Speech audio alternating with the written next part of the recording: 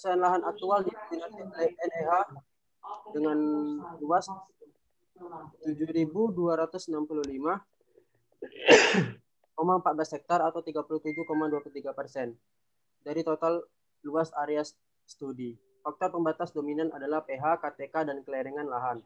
Kesehatan lahan potensial tanaman porang. Kesehatan lahan potensial adalah kesehatan lahan yang akan dicapai apabila dilakukan upaya-upaya perbaikan kualitas lahan. Kesehatan lahan potensial didominasi oleh S2 seluas 8.908,83 hektar atau 45,66% dari total wilayah studi. Upaya perbaikan yang dilakukan oleh petani adalah pengapuran, pemberian pupuk kandang, penanaman sejar kontur, penanaman tanaman penutup lahan, pembuatan teras pada kelerengan lebih dari 30%. Penggunaan lahan existing Kecamatan Ulumana.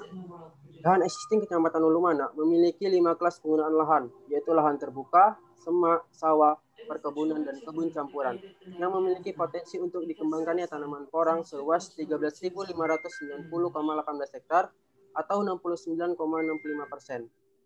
Porang mempunyai karakteristik pertumbuhan yang khas, yaitu dapat berproduksi tinggi di bawah tegakan pohon, seperti lahan perkebunan, yang terdiri dari perkebunan kelapa sawit, karet, dan kopi.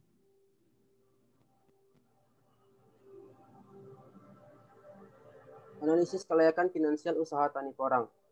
Usaha tani porang dalam 2 tahun per hektar mendapatkan penerimaan sebesar Rp126.570.000 didapat dari hasil katak dan umbi porang, dan total biaya produksi yang terdiri dari penyusutan peralatan sebesar Rp499.583 per hektar, pajak Rp45.000 per tahun, bibit Rp37.500.000 per hektar, herbisida sebesar Rp400.000 per tahun, pupuk konska sebesar Rp5.000.000 per hektar, dan tenaga kerja sebesar Rp6.675.000 per hektar. Total modal yang dikeluarkan sebesar Rp56.554.583 per hektar, dengan keuntungan bersih yang didapat sebesar Rp70.015.417 per hektar. Dengan nilai BC rasio 1,24 yang dibandingkan dengan usaha tani setempat, yaitu perkebunan kelapa sawit dan karet. Dilihat di sini, untuk kelapa sawit 10 tahun per hektar mendapatkan keuntungan Rp118.167 per hektar, dan karet sebesar Rp68.616.000, Rp167 per hektar. Kesimpulan dan saran. Kesimpulan. Lahan yang berpotensi untuk dikembangkannya tanaman porang di Kecamatan Ulumana, Kabupaten Bengkulu Selatan memiliki luas 13.590,18 hektar atau 69,65%. Adalah penggunaan lahan perkebunan, lahan terbuka, semak, sawah, dan kebun campuran. Berdasarkan kesusahan lahannya dan nilai ekonomi komoditas porang yang dikembangkan sangat tinggi, dengan nilai BC rasio 1,24, berarti usaha tani layak diusahakan atau dikembangkan. Kesusahan lahan aktual untuk tanaman porang di Kecamatan Ulumana, Kabupaten Bengkulu Selatan adalah S2NR dengan luas 128,58 hektar atau 0,66%, memiliki faktor pembatas retensi hara. S2NRH dengan luas 3.209, 3.209,18 hektar atau 16,45%, memiliki faktor pembatas retensi hara dan kelerengan. S3NR dengan luas 206,76 hektar atau 1,34%, memiliki faktor pembatas retensi hara. S3EHNR dengan luas 5.566,24 hektar atau 28,53%, memiliki faktor pembatas kelerengan dan retensi hara. S3NREH dengan luas 3.081,83 hektar atau 15,79%, memiliki faktor pembatas retensi hara dan kelerengan. NEH seluas 7.265,14 hektar atau 37,23%, memiliki faktor pembatas kelerengan. Yang ketiga, kesusahan lahan potensial untuk tanaman porang adalah S1 dengan luas 3.337,76 hektar atau 17,11%. S2 dengan luas 8.908,83 hektar atau 45,66%. Dan S3 dengan luas 7.265,14 hektar atau 37,23%. Dengan upaya perbaikan, pemberian bahan organik, pengapuran, pembuatan teras, dan penanaman tanaman penutup lahan. Yang keempat, lahan yang tidak berpotensi dikembangkannya tanaman porang seluas 5.921,55 hektar atau 30,35% yang terdiri dari hutan dan pemukiman.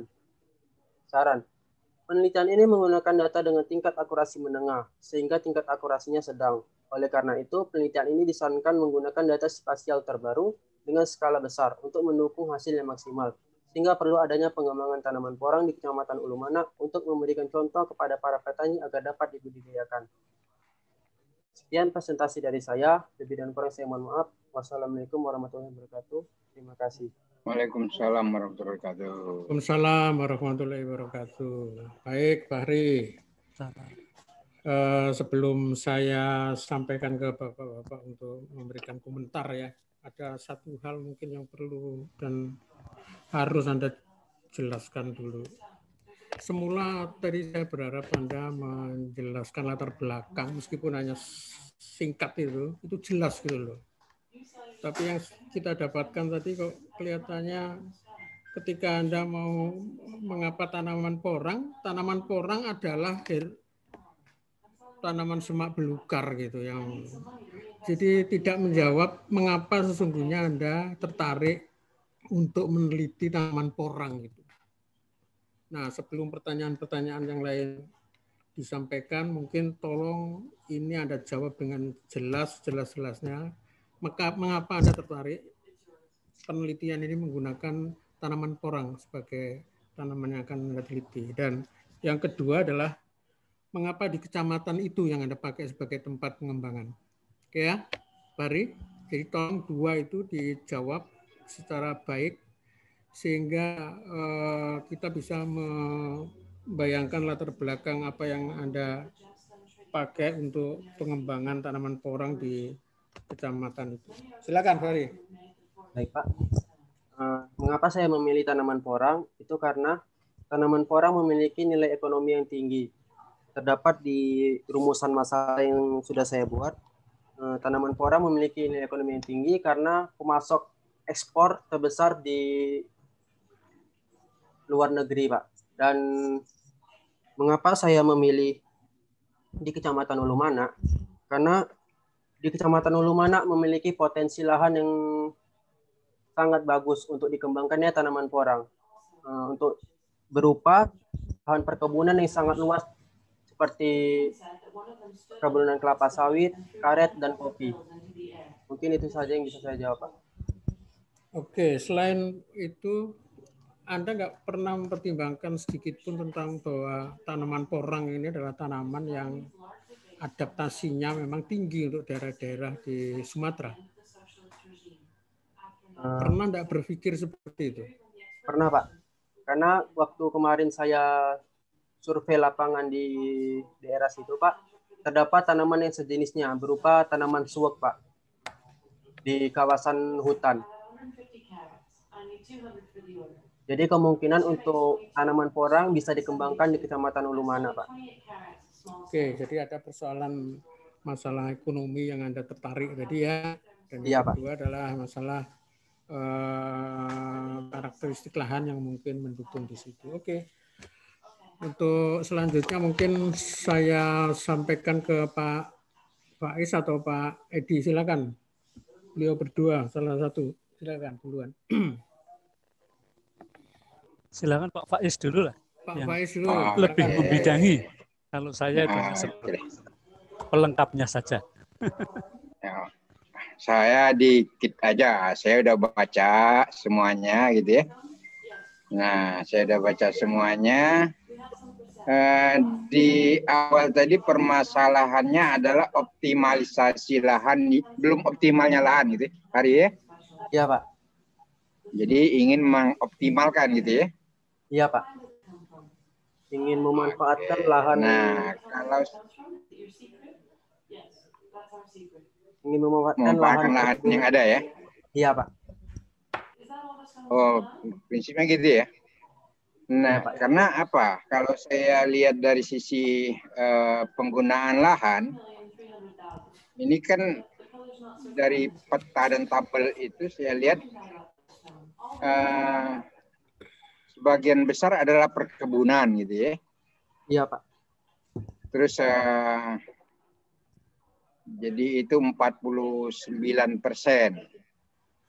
Terus kebun campuran 6%. Lahan terbuka, oke, mungkin lahan terbuka bisa dioptimalkan gitu ya. Iya Pak. Sawah saya kira nggak bisa disinggung gitu ya.